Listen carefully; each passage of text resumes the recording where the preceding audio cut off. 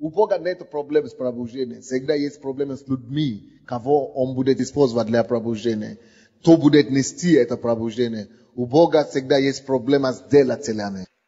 И эта школа, она и положит основание для серьезных делателей. Это все зависит от нашего настроя. Если вы будете настроены, чтобы подключиться к небу, вы будете видеть Бога живого. Ваша надежда присоединяется к Господу вот так, и вы будете от Него ожидать, к Нему стремиться. Вы будете просить у Него. То вы увидите, что Господь очень чудным образом удивит нас. И это может стать основанием для такого великого в жизни каждого, кто вот так воспримет. Христианская жизнь, в которой вы находитесь, это не спринтерский бег, а это марафон. То есть это бег на длинной дистанции. И из-за того, что это длинная дистанция, многие не рассчитывают свои силы и зачастую не доходят до конца. Из-за этого многие отпадают, начинают хорошо, начинают как спринт, всеми усилиями, выбегают вначале ревностные всех, активные всех, радостные всех, счастливые всех, но в конце концов заканчивается полудистанцией. Вообще тем, что они отпадают вообще от Бога и вообще попадают в ад. Но если кто поймет, и кто будет иметь в виду, что вот это бег, который у нас есть, не короткая дистанция, а длинная дистанция, это бег, марафонный бег, то можно будет задавать себе и поставить перед собой несколько жизненно важные вопросы. Не считайте маловажным действий. Не считайте маловажным действий. Не считайте маловажным действий. Это жизненно важное время, мы живем с вами. Жизнь – это путешествие, не короткое, а длинная дистанция. И 5 вопросов, которые человек, который хочет дойти и закончить эту дистанцию в марафоне, должен себе поставить. И должен потом контролировать собой и поправлять всю свою жизнь, протяжении всю жизнь. Эти вопросы должны выступить как компас, которые будут поправлять, которые будут исправлять и которые будут вести и помочь этому человеку все-таки осуществить и выполнить ту программу, ради чего Господь изначально его вообще сюда запустил, вообще сюда послал. Мы все знаем, что никто сюда не попал случайно. Бог каждого создал и прислал сюда для своей задачи, на миссию. Мы все сюда пришли на миссию. Он прислал нас сюда для определенной задачи. Я помню, когда приезжал сюда к нам Майлз Монро, и он первый раз упомянул о подобном, о том, что есть 5 вопросов, которые каждый должен задать себе, если он хочет осуществить свое призвание. А потом его книги были переведены на русский. Он постоянно повторял эти вопросы. Но те вопросы, которые Бог мне дал, а те они были схожи, но они вообще были совсем другие. Если мир уже знаком с этими вопросами, которые поставил Майлз Монро, и уже все люди читали в книге, но эти еще не вышли. Когда я уже готовился к этому занятию, я понял, что если я не повторю вам эти вопросы Майлза Монро и сразу вам выдам то, что Бог мне дал, то многие могут путаться. Это школа для тех людей, которые конкретно хотят к чему-то прийти и в чем-то себя реализовать в этой жизни. Первый вопрос. Кто я? Первый вопрос. Кто я? Или кто я есть? Это значит, кто я? Меня зовут кто-то, кто-то, кто-то. Кто я? Ваша идентификация. Идентичности. Кто вы? Кто я? Ваш род? Ваша семья? Кто я? Ваши все возможности? Это вопрос самоосознания. Самоосознание. Кто я? Важно, чтобы мы поняли, кто вы на самом деле. Второй вопрос. Откуда я? Пояснение. Это вопрос отвечает на вопрос вашего корня. Откуда я? То есть это разумение и понимание вашего источника. Третий вопрос. Почему я живу? Почему я живу? Это пункт отвечает на вопрос цели. То есть какова моя цель или предназначение? Или для чего я живу? для чего я живу. Следующий вопрос. Что я могу делать? Или что я смогу делать в жизни? Это вопрос вашего потенциала. Что я могу делать? Или что я смогу делать? Это вопрос вашего потенциала. Следующий вопрос. Что я могу менять или изменить в жизни? То есть, это вопрос влияния. Что я смогу поменять? На что я могу влиять? Что я могу изменить? Следующее. Кто ты в истории? Теперь к главному вопросу. Жизненно важные вопросы, на которые каждый должен ответить, чтобы закончить дистанцию. Не в начале, не в середине, но чтобы марафон жизни есть марафон. Чтобы закончить этот марафон, а не спринт. Жизнь Авраама не просто тема для проповеди. На кого-то, какого нужно смотреть, как на патриарха какого-то неизвестного. А жизнь Авраама как иллюстрация, как описание, какая должна быть наша с вами жизнь. Чем мы с вами будем сталкиваться, какие будут вызовы, какие будут проблемы. И вообще-то как иллюстрация жизни каждого из нас, который спасен во Христе. Допустим, Авраам был призван Богом. Это то же самое, как каждый из нас, который был призван Богом, тоже на спасение. Он был призван Богом, оставить свою родину и прийти к Богу, следовать за Богом. Также каждый из нас во время покаяния, когда мы покаемся, мы принимаем решение. Покаяние – это тоже решение следовать за Богом. Смотрите на жизнь Авраама. Решение следовать за Богом – это не просто миф, абстракция. Это требует четкие, конкретные вещи требуются. Призыв Бога на его жизнь стоило ему чего-то. Стоило ему, чтобы он покинул, оставил привычное. Наше то же самое с вами призвание, покаяние, призвание следовать за Богом, чего-то должно нам стоить. Давайте не будем жить больше в иллюзии, и в абстракции, и в какие-то самообманы. Покаяние значит следовать за Богом, а это значит оставить привычный образ жизни. Покаяние – это призыв следовать за Богом. И следовать за Богом подразумевается, что принять решение оставить чего-то, покинуть привычный образ жизни, греховный образ жизни, и сделать решение, принять решение, чего бы там не стоило, последовать за Творцом моим, за моим Создателем. Чего бы там не стоило, я принял решение ответить на его призыв. Я принял решение идти за Господом. Чего бы там не стоило. Потом мы видим, что оставить все и последовать за Богом, это еще не все. Бытие 12 глава, 1 стиха по 4 стихи. Оставив все, это еще не все. Внимательное изучение жизни Авраама показывает нам, что много чего можно у него учиться. С 1 по 4 стихи. Бытие. Бытие 12 глава, с 1 по 4 стихи. «И сказал Господь Аврааму, пойди из земли твоей, от родства твоего, и из дома отца твоего, в землю, которую я укажу тебе. И я произведу от тебя великий народ, и благословлю тебя, и возвеличу имя твое, и будешь ты в благословении. Я благословлю благословляющих тебя, и злословящих тебя прокляну, и благословятся в тебе все племена земные». И пошел Авраам, как сказал ему Господь, и с ним пошел Лот. Авраам был 75 лет, когда вышел из Харана. Первое, что мы должны здесь отметить, это то, что ему пришлось что-то оставить. Не верьте такому Евангелию, который только говорит вам, что вы будете только приобретать, когда вы принимаете решение следить за Иисусом. Прежде всего, вы будете терять.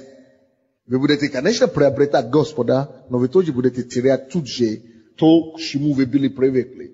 И даже если надо будет, вы будете терять даже людей, кого вы любили когда-то, если они будут стоять на пути или мешать. И занятия определенные, которые вы любили и раньше, вам придется, может быть, когда-нибудь, вашего послушания Богу, следовать за Ним, будет стоить вам и этого тоже. Мы делаем выборы, друзья. Насколько вы готовы платить цену, как Авраам, чтобы послушаться Богу? чтобы идти за Богом и чтобы наследовать жизнь вечную. Он Аврааму сказал, что он следовал за ним, и он приведет его в землю обетованную. Сейчас он то же самое говорит нам, чтобы мы следовали за ним, и он даст нам жизнь вечную. Так что наши занятия с вами здесь на земле, что мы ходим в церковь, хожу в церковь, не хожу в церковь, это не вопрос только сиюминутного времени. Это не вопрос только земных вопросов. Оно мне уже не помогает. Наше решение следовать за Богом, это решается вопрос жизни вечной.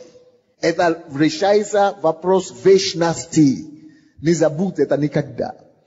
Наш выбор следовать за Богом, ответить на Его призыв, мы принимаем решение не просто жить хорошо на земле, не просто исполнить свое призвание на земле, не просто состояться на земле. Если это четко не будет определено вами, если вы не решите для себя, что нет, мой Божий призыв на мою жизнь, это призыв наследовать жизнь вечную, это призыв о вечности. Не просто о вопросе состоятельности на земле. Из-за того, что люди для себя не ответили на этот вопрос, поэтому зачастую бывает так, что кто-то может спотыкаться. Ты обижен на твою судьбу, обижен на вечность, обижен на рай, обижен на Царство Небесное.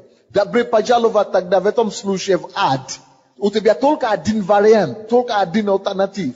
Либо ты идешь, зубами держишься за Богом, любой ценою, любыми путями, но держишься, чтобы до конца наследовать жизнь вечную. Либо ты можешь позволить себе спотыкаться, позволить себе упасть и отойти от Бога, и тем самым дать себе отсчет, что ты идешь в вечное мучение, вечное ад, вечное страдание. Это тоже вечная жизнь. Либо в раю, либо в аду. Это тоже вечная жизнь. Так что наше хождение здесь в церкви не потому, что я хочу служить, или потому, что мне это помогает. Ведь есть люди вокруг нас. 50%, может 80% людей вам скажут: хожу в церковь здесь, потому что мне интересно, потому что мне хорошо, потому что нет. Или потому что я не хочу умереть от наркотиков, или от алкоголя, потому что мне это исцелило, потому что это мне помогло. Все временное. Это все земное. Задача главная, почему ты был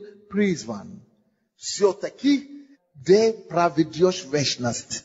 И мы, отвечая на его призыв, должны дать себе отсчет раз и навсегда, что я не должен покинуть этот мир в состоянии отступничества. Я не должен покинуть этот мир без веры в сердце. Я не должен покинуть этот мир без уверенности о том, что мое следующее место обитания у его ног, что он ждет меня, что он примет меня, что он будет рад меня видеть, что он будет хвалить меня, что он знает меня по имени, и что мои книги записаны в его книге вечности. Решите этот вопрос для себя раз и навсегда. Передать как лидеры, как центральная тема жизненной деятельности нашей церкви. Что я тебя не веду как лидер домашней группы, чтобы ты только где-то был активный. Я веду тебя в рай, я веду тебя в Царство Божие, я веду тебя в жизнь вечную. Я ответственен за то, куда ты попадешь. Пусть это повлияет на все ваши отношения, на ваше поведение, на ваши характеры. Пускай это подсознательно влияет на вас всегда, что мы вступили в гонку за вечность. Мы вступили в рейс. Мы вступили в путь за вечность. И все мои деятельности, все мои попытки, все мои дела должны быть контролируемы вечностью. Когда я смотрю и вижу многих людей из церкви, как они себя ведут, они могут себе позволить говорить, как хотят, критиковать, кого хотят, вести себя, как хотят, обижаться, уйти, прийти. Такое впечатление, что вообще еще не дошло тема вечности. Вопрос вечности надо, чтобы каждый, кто приходит в церковь, чтобы раскрыли это ему до конца окончательно. Что никто не пропускает, не приходит в эту церковь и говорит, что он не понимает, почему он ходит в церковь. Он ходит в церковь прежде всего, чтобы не пропустить небо. Но пока на земле надо выжить. Небо – это наша конечная станция, это наша конечная точка, куда мы идем. Но пока на земле Бог оставляет нас здесь, на земле, для осуществления определенной для него задачи и занятий. И Он никого просто так не спасает, чтобы просто сохранить его в инкубаторе здесь, чтобы он ничего не делал на земле, только чтобы его сохранить, пока он попадет на небо. Нет такого понятия. Это ложь, это миф, это не бывает.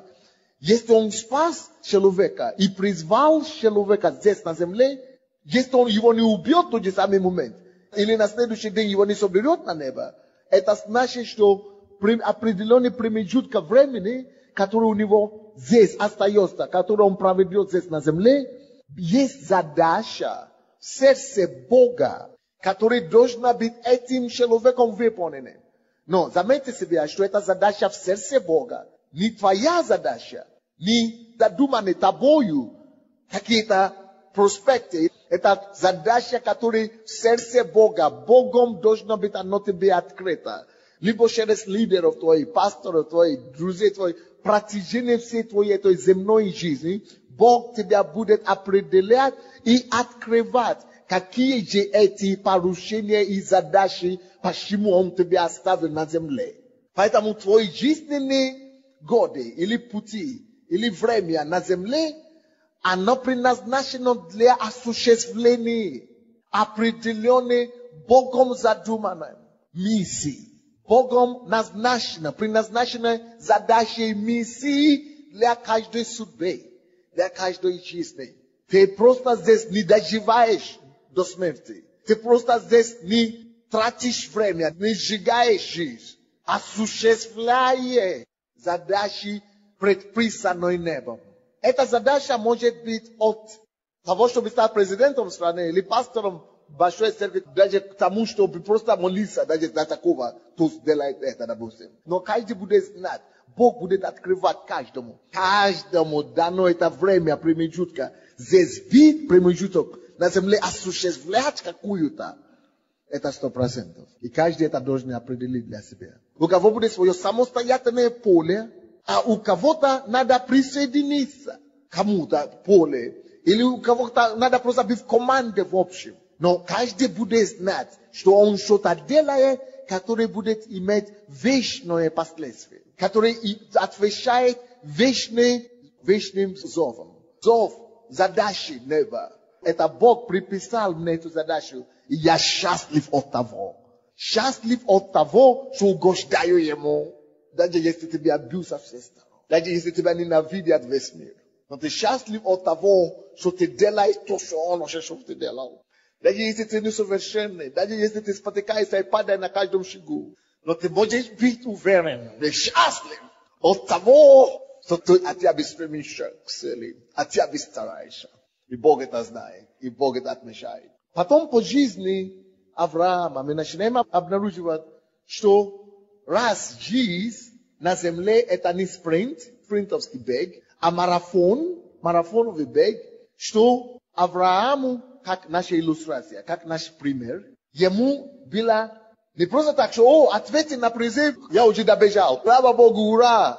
Оказывается, это длинный путь. И в этом длинном пути, или в этом марафоне, у него, как и у нас, будут разные моменты. Будут взлеты, будут падения. Будет время радоваться, будет время плакать. Екклесиаст, 3 глава, 1 по 8 стих. И когда мы читаем жизнь Авраама и жизнь других героев Ветхого Завета, мы начинаем следить за них, что сначала Авраам побежал, пошел, все за ним хотели идти. Он взял с собой Лота, потом взял с собой Сару, взял с собой Росвен, папу. Папа умер при дороге, во-первых. Это о чем говорит, в нашей с вами жизни не все, кем мы начинаем, мы закончим. И это есть жизнь, это есть факт, которым надо с нами считаться. Одни умрут раньше нас, или мы умрем раньше кого-то, а другие просто уйдут. Отец Авраама умер, ему пришлось все равно идти дальше, фокусированный на цель. Племянник его, Лот, тот не умер, просто ушел. Тот же самый реальность, которая у нас будет. Но Аврааму все равно надо фокусироваться на цели. На две цели одновременно. Какие цели? Первое, на главной цель. Самая главная задача и цель его жизни и судьбы.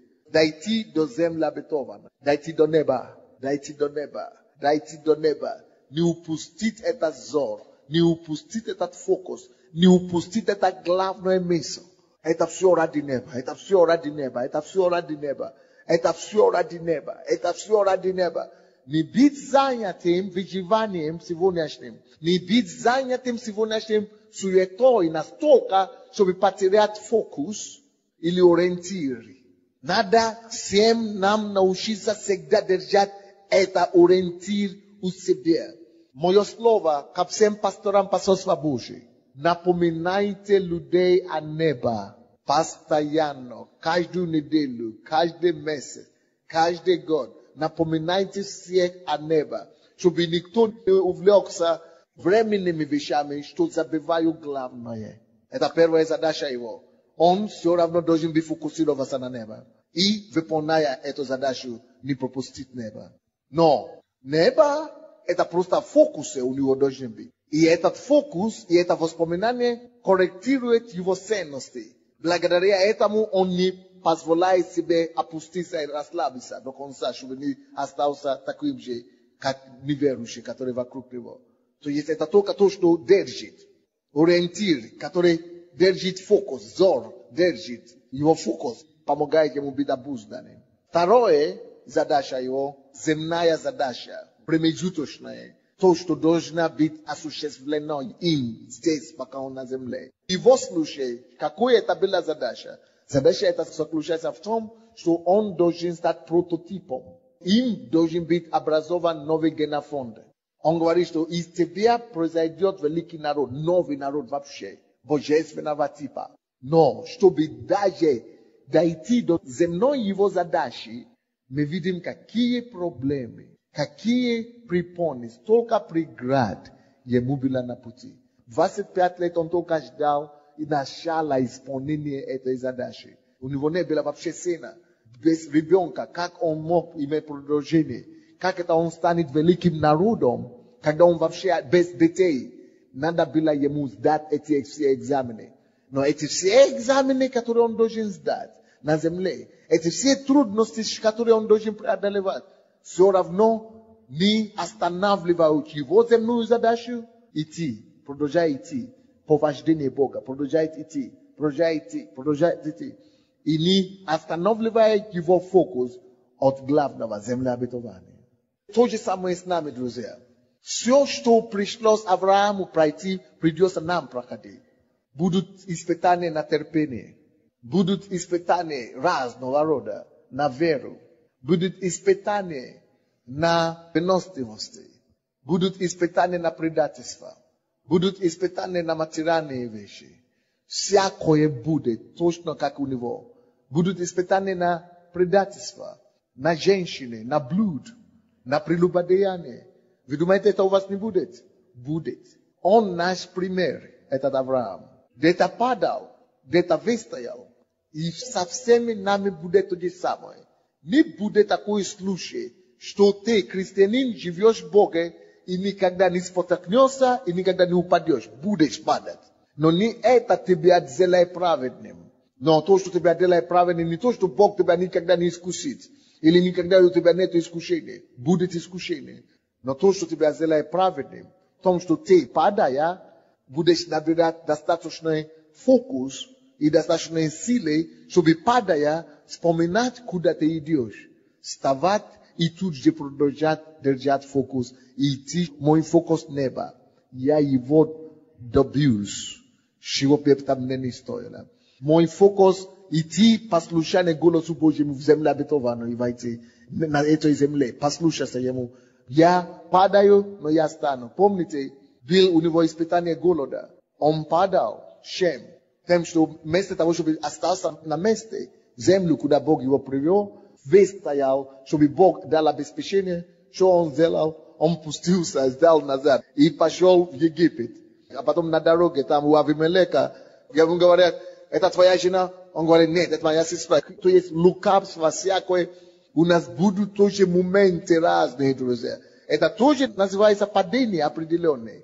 У кого-то разные падения. Кто-то срывался, кто-то гневался, кто-то смотрел на то, что нужно, кто-то нервничал. Каждый день у нас будут разные ситуации. Не это важно. Важно то, что делает человека праведником. Праведник семижды падает, но встает и фокусируется дальше и идет. Кто-то повышает голос на жену, кто-то на мужа, кто-то что-то еще так делает, кто-то обижается, кто-то не прощает, кто-то... Какие-то мелкие вещи так будут, а у него вообще еще покруче было. Кто взял служанку вообще, превратил ее в жену. Бог что хочет нам показать? Хочет нам показать о том, что будут атаки. И будут вещи, которые захотят нас отвлечь. Все эти атаки и все эти искушения имеют одно только цель. Сбить тебя с пути. Бить тебя с пути. Отвлечь от цели. То есть не то, что падаешь, не падаешь. Падаешь, не падаешь, это не главное. Цель всего бить от цели. Повернуться вспад. Повернуться обратно. Или в сторону. Съехаться. Прекратить. И сдаться. То, к чему дьявол преследует. Так что если вы один из тех людей, которые заметили, что вы несовершенны, из-за этого вы быстро расстраиваетесь. Это нормально. Не жди, пока ты станешь совершенным, прежде чем послушаться Богу, или прежде чем ты будешь исполнить волю Божию. Ты никогда не станешь совершенным. Это никогда не наступит. Пока ты здесь воплоти, никогда этого не наступит.